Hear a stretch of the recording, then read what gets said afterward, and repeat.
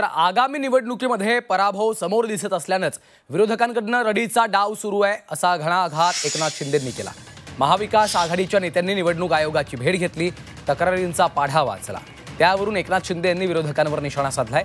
पराभव समोर दिसत असल्यानेच विरोधकांकडून वेगवेगळी कारणं शोधली जात आहेत असं शिंदे यांनी म्हटलेलं आहे। काहीही झालं तरी विजय महायुतीचाच होणार असा विश्वास त्यांनी व्यक्त केलाय।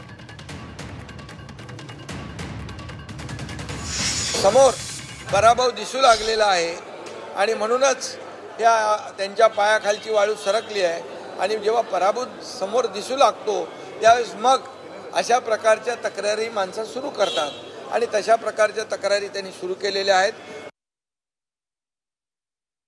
ते किती काही एकत्र आले, काही सगळं झालं तरी सुद्धा महायुती या येणाऱ्या स्थानिक स्वराज्य संस्थांमध्ये प्रचंड यश मिळवेल आणि प्रचंड विजय मिळवेल।